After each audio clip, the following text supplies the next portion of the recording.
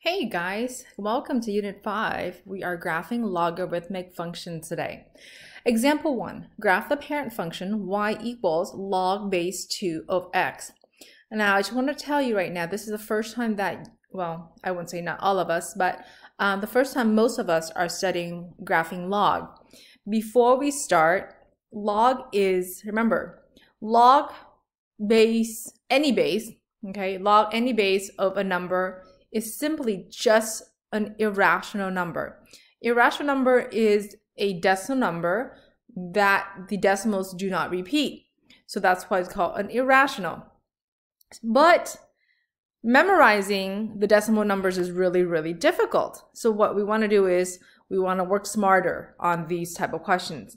So the first thing we want to do is rewrite y equals log base 2 of x as an equivalent. Remember, you can always go forward and backward, right? You can write an exponential form as an equivalent of log. So an equivalent of y equals log base 2 of x is going to be base is 2 to the y power equals 2x. This is an equivalent exponential form. Well, we can easily find an inverse of that. An inverse of that is when we switch x and y for x. So it'd be 2 to the x equals y. Well, would you agree? You know exactly the 5 points for y equals 2 to the x. This is a lot easier to remember. So when I use -2, -1, 0, 1, and 2. Well, 2 to the -2 to the -2 is going to give me 1/4. 2 to the -1 equals 1/2. 2 to the 0 is always 1, and then 2 and 4. That is a lot easier to know. Well, if you know the order pairs of the inverse, then y equals log base 2 of x is simply reversing those order pairs. So all of the y values from the inverse 2 to the x equals y is now on the x location. So you got 1/4, 1/2, 1, 2, and 4. So all of these are now over here. All of these. Then all of the x's are now over the y. So -2, -1, 0, 1, and 2. Okay? Plot those dots. Let me just make it a little bit bigger so we can see the table. At 1/4, we are going to -2, 1/4, just like that. 1/2, -1,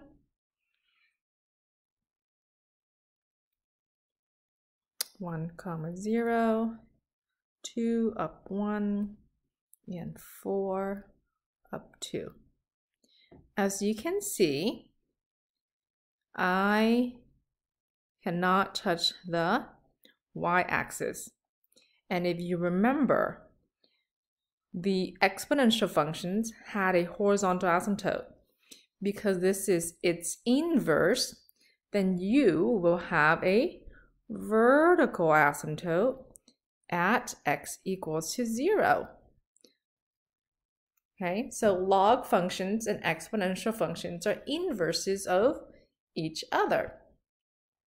So from now on, you don't have to memorize the 5 points for the log.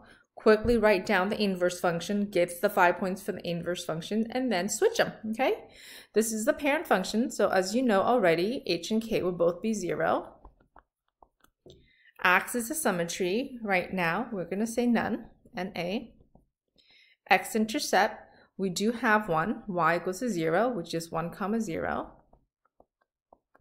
Y-intercept does not have one. Domain for this one is going to be x is bigger than 0, or you can go 0 to infinity, having parentheses on both sides. Your range will be all real, which is, remember, the exponential, the domain was all real, so that's why this is switching back and forth. Or we can write as an interval notation from -infinity to infinity. It is increasing over its domain. That means decreasing is nothing. You don't have a horizontal asymptote here. You do have a vertical asymptote at x equals to 0. the rate of change will vary, and it is definitely a one-to-one. We neither have a max or a min, okay? Now go ahead and take a quick minute to pause and write down the refresher of your transformations.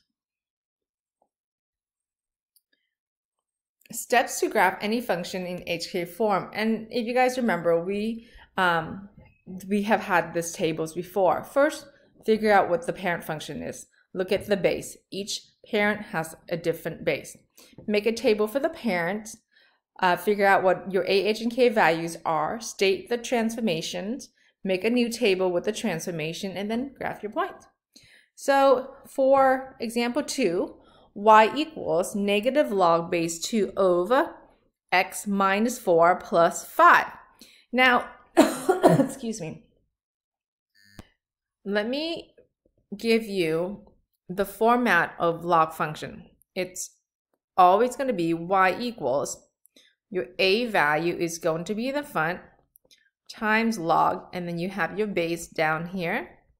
It's always going to be x minus some h value and plus some k value. So make sure we highlight this so we know what to look for, where a, h, and k are located. The first thing you want to do is identify the equivalent exponential function. So equivalent function looks at the base. It's going to be base 2, okay? So the parent function is y equals log base 2 of x. So the equivalent is 2 to the x, 2 to the y equals x. Now write its inverse, because if you just have its inverse, then it's easy. 2 to the x equals y. Then you can quickly write down your points for the inverse, -2, -1, 0, 1, and 2. Then get the points for the y's, because once you go fill out the log function, all you have to do is plug in x for y and y for x. Now in here, what you want to do is then go in. All of the x are now 1/4, 1/2, 1, 2, and 4. All the y's values are now the x of the inverse, which is -2, -1, 0, 1, and 2. Then from here, we used the a, h, and k. Your a is going to be -1, your h is going to be 4, your k is going to be 5. So that means -1 times y. H is 4, so it's going to be x plus 4. And the k equals 5. We are going to change that vertically. Transformations, we have 3. Reflect over x-axis for the negative. And then we have a right 4 units. Then we have up 5 units. All right, let's fill out the table, plot the dots. When x is 4, so what you want to do is pick all of the x values and transform those. Once you're done, take all the y values from the parent and transform those. So 1/4 plus 4 is now 4 1/4. 1/2 plus 4 is now 4 1/2. 1 plus 4 is 5. 2 plus 4 is 6. 4 plus 4 is 8. -2 times -1 is +2 plus 5 is 7. -1 times the -1 is 1. 1 plus 5 is 6. This is going to give us 5. This is going to give us 4. 2 times -1 is -2 plus 5 is now going to be 3. Go ahead and plot those dots. I'm going to make this grid a little bit bigger so we can see all of the 5 dots. At 4 1/4, we are going to have a y value of 7, 2, 4, so slightly over, go up to 4, 6, 7. 4 1/2, go down 6.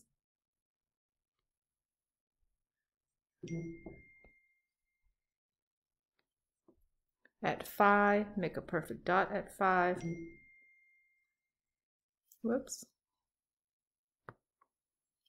Sorry guys, I just need to do plot a dot 6. 4.5, 2, 4, 5, 6 right there. 2, 4, 5, 5 and 5. Now 6, go 4, 2 and 4. At 8, I'm going up to 3. Okay. Now, as you can see, it should be a little curvature. Normally, we have a vertical asymptote right at x equals to 0. We have an h value at 4. That means we move that asymptote 4 units to the right, just like what you said for the transformation. You cannot touch your asymptote right now, so do not touch your asymptote, but you can go as far out and as much up as you wish, as long as you try to touch those dots, okay? Now let's fill out your chart. I'm gonna pinch it back in now that I can have a nice little graph. Your h and k values are 4, 5. Your x-intercept is when y equals to 0. I don't have a table right now, so I will have to do that by hand in just a little bit. Y-intercept is when x equals to 0. Looks like you would never ever touch your y-axis because y-axis is here and you move it 4 to the right, so that means you are never going to be touching your x-axis. So you will have no y-intercept. So NA. Your domain will be x is bigger than, going to be x bigger than 4. Or you can write it as an interval notation, 4 all the way to infinity. Your range will always be all reals. Your increasing interval is not increasing interval. It is now decreasing because we've reflected it. It's decreasing over the domain. The rate of change will vary. It is 1 to 1. So we will write varies. And yes, you do not have a horizontal asymptote. You do have a vertical asymptote at x equals to 4. Now we will have to work it out manually to find your y-intercept, like I said it earlier. So y-intercept is when x equals to 0. So y equals negative log base 2. X is 0, so 0 minus 4. And then we have plus 5 at the end. So y equals negative log base 2 of negative 4.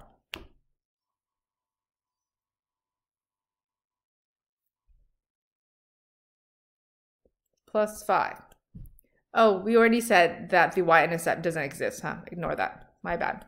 Let's find the x-intercept when y equals to 0. Do it again. 0 equals negative log base 2 of x minus 4 plus 5. Okay, so now the first thing I want you to do is isolate the logs. That means we are going to move 5 to both sides. So negative 5 equals negative log base 2 of x minus 4 plus 5. Again, you still have to isolate the log, so divide both sides by negative 1. So it's now positive 5 equals positive log base 2 of x. Oops, I already moved the 5, so ignore the 5. My bad again. Minus 4. I know right now this looks scary and you want to say, oh my gosh, how am I supposed to solve a log? From here, what you want to do is rewrite it as an exponential. So rewrite, okay, as an exponential. That means your base is 2. 2 to the 5th equals x minus 4. Well, as you know already, 2 to the 5th is 2 times 2 times 2, 5 times, right? So that will give us 32 equals x minus 4. Now add 4 to both sides, x equals to 36. Don't forget to write this as an ordered pair. So x-intercept is 36, 0. So make sure when you're solving in log form, you can always rewrite it as an equivalent in exponential and then go from there. Let's try one more. Example 3, y equals 3 times log base 1/2 of x. So your parent function, look at the base. Your parent function is going to be y equals log base 1 half of x. Okay, log base 1/2 of x. So the equivalent exponential would be 1/2 to the y equals x. Well, I can definitely get an inverse of that. Inverse of that is going to be 1/2 to the x. 1/2 to the x equals y, because we are switching y and x. So I can just get a quick table for the inverse. If I can get a quick table for the inverse, I can get a quick table for the log parent.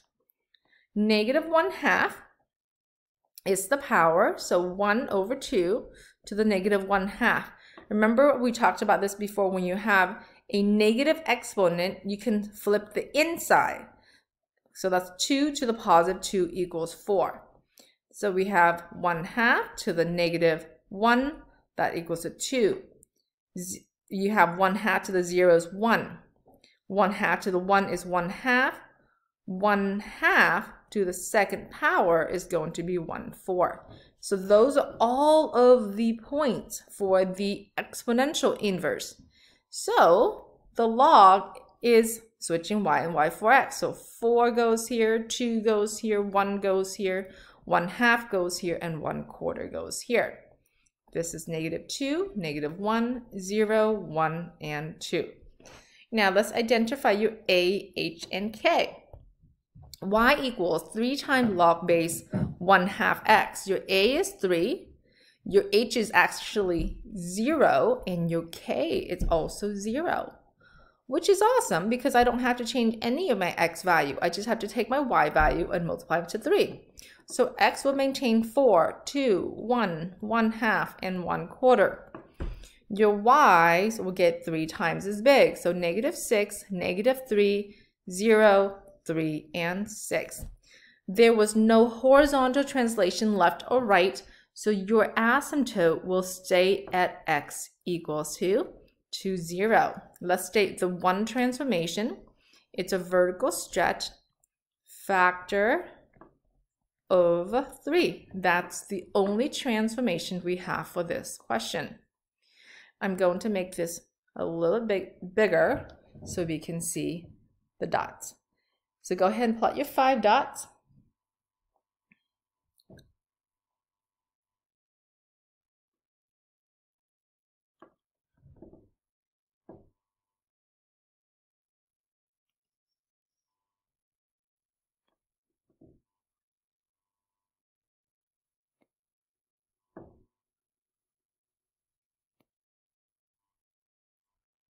To remember, try not to touch your asymptote.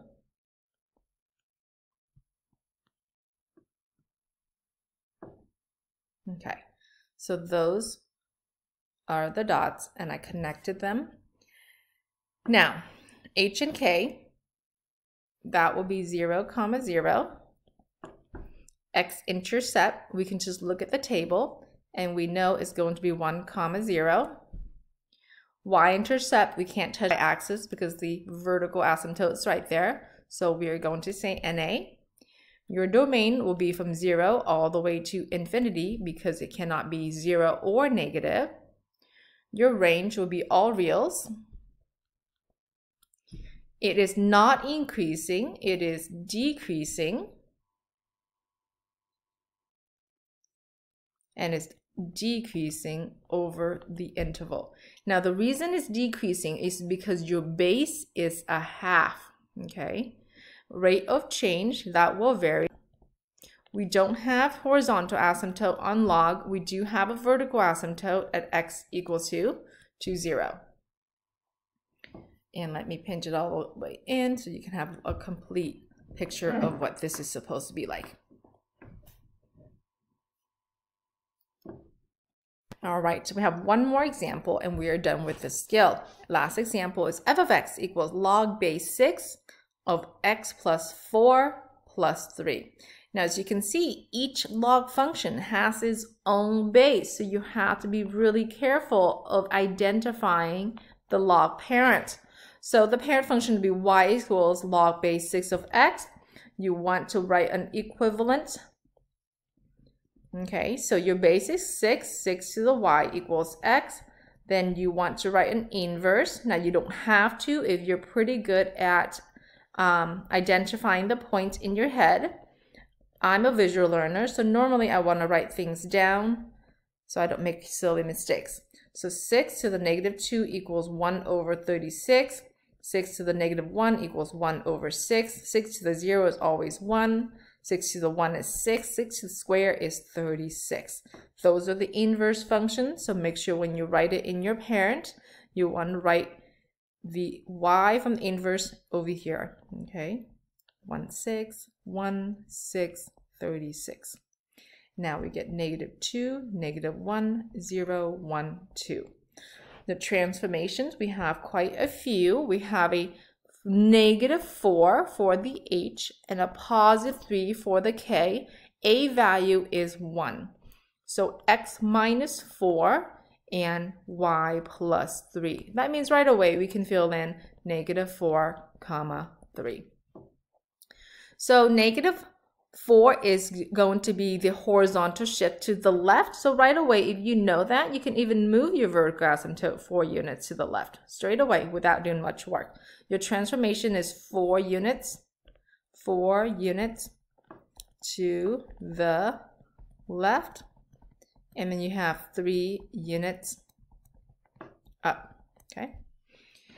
Now, if you think about this, 1 over 36, so take all of the x's and change those. Take all the y's and change those. You can do whatever is easier for you first. There's not a mandatory way you have to do x first. 1 over 36 takes away 4. That's a negative 3 35th over 36. 1 6 take away 4. That's a negative 3 and 5/6.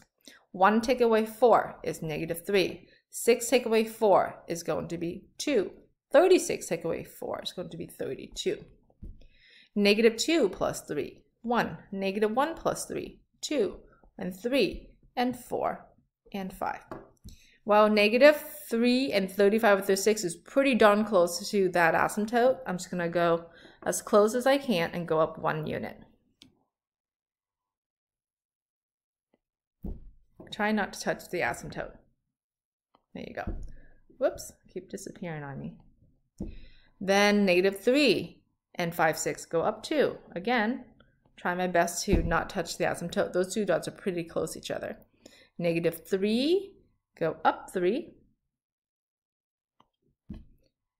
Positive 2 go up 4. Now I don't have 32 tick marks, but I'm just going to make a guess here. I'm going to go up 5 units and put it about all the way over here. Okay, all the way over here. I'm just going to guesstimate. That's my 32. Oops, not a very pretty graph here. I miss a dot, make it bigger. Ooh, not a pretty log curve. It should be smooth. There you go, make it smooth. Perfect. So, as you can see, you will have an x-intercept and you will have a y-intercept. So let's figure that out. X-intercept, I can't eyeball that right now, so I'm just going to wait. Y-intercept, same thing. Domain is going to be, looks like a negative 4 all the way to infinity. Range is going to be all real. It is increasing over the domain. That means decreasing is none. Rate of change is going to vary. It is definitely a 1-to-1, so we say yes. And the vertical asymptote is x equals to negative 4. Let's try to go find the x-intercept. X-intercept is when y equals to 0. So we'll write x-intercept, y equals 0 equals, okay, it was log base 6